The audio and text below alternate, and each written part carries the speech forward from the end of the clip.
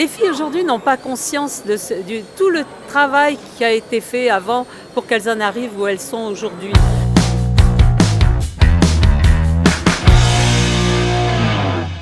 Jacqueline, vous avez sorti votre dernier livre Paysanne sur la Côte d'Azur. J'ai voulu rendre hommage effectivement à ma grand-mère, à ma mère, pour sortir de l'ombre un petit peu toutes les paysannes du monde depuis la nuit des temps. Je crois que cet hommage à travers ces deux femmes et moi-même, je suis la troisième de l'histoire.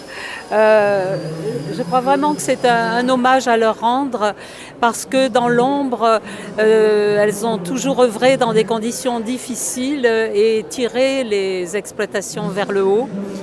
Et comment vous situez un peu la place de la femme aujourd'hui en agriculture? On a l'impression que ça y est, on commence à en parler, on commence à les entendre. Est-ce que c'est acquis ou est-ce qu'il y a encore des choses à obtenir? Il y a certainement des tas de choses à obtenir, ne serait-ce qu'au niveau des retraites, de la reconnaissance des salaires, etc., comme dans tous les corps de métier.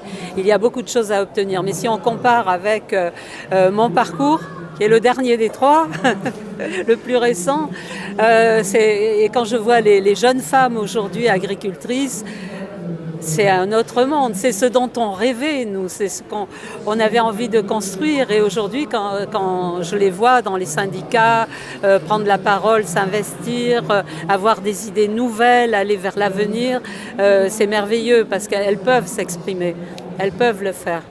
Vous avez été aussi engagée donc, pour la cause féminine, plus civique et sociale, et pourquoi et qu'est-ce que ça a apporté? Bien parce que de même que pour l'agriculture, je suis rentrée en politique parce que on m'avait demandé et puis je trouvais que mes convictions citoyennes m'ont poussée à accepter pour faire ma petite part pour la société. Mais je suis rentrée là à l'époque. Il y a donc un certain nombre d'années, dans un conseil municipal où il fallait quelques femmes pour faire joli, mais sois belle et tais-toi. On était des potiches. Et quand on prenait la parole, on savait parler plus fort, plus haut. Et j'ai éprouvé tout de suite le besoin de me former.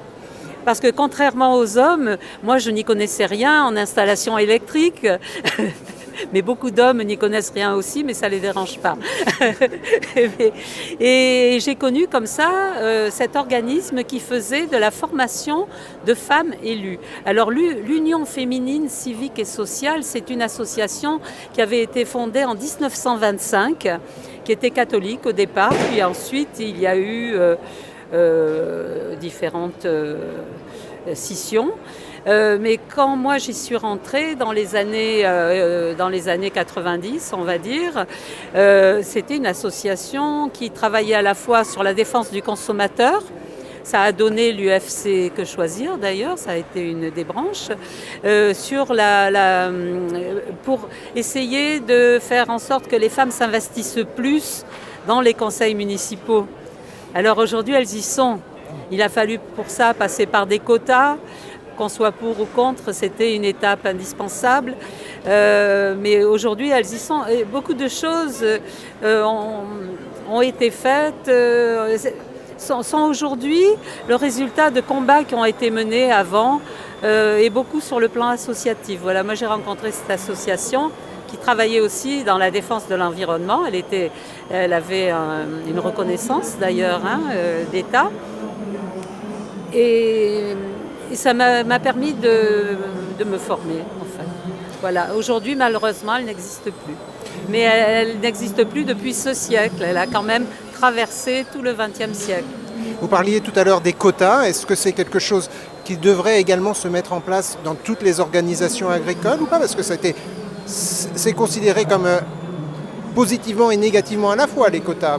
Mais tout à fait. Moi, je ne suis pas pour les quotas. Ça devrait être naturel. Si l'égalité existait, ce serait à la valeur qu'on jugerait une personne. Ce serait... mais bon, c'est une étape peut-être pour y arriver.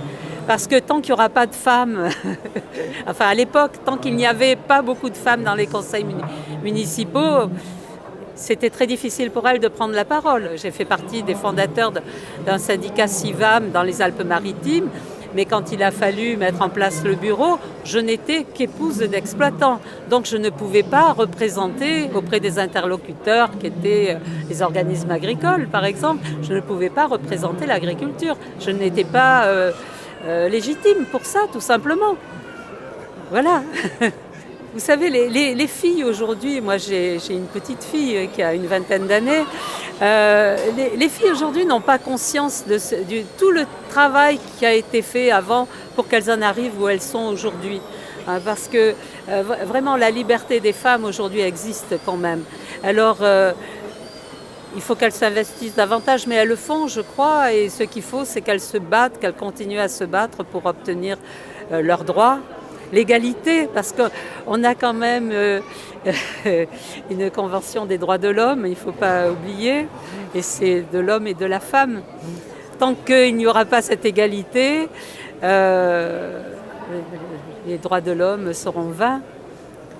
On va terminer en pensant à une féministe qui n'est toujours pas rentrée au Panthéon, Gisèle Halimi. Et Gisèle Halimi était également très engagée pour une paix juste et durable en Palestine.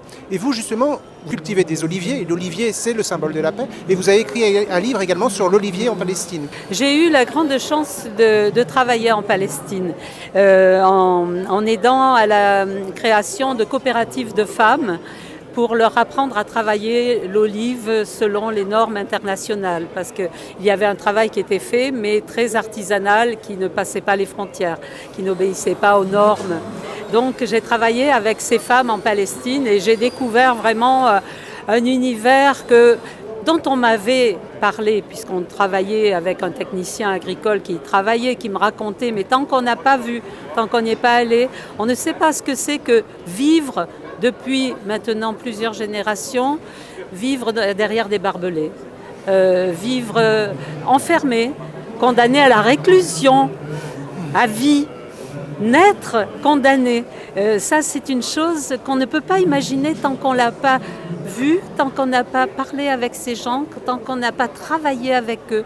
Parce que c'est prégnant et on ne peut pas rentrer chez soi et puis retourner s'occuper de ses oliviers comme si rien n'était. C'est pas possible. Moi, j'ai voulu apporter un témoignage sur ce peuple, sur ce qu'il était, sur comment il vivait, quelle était sa résilience.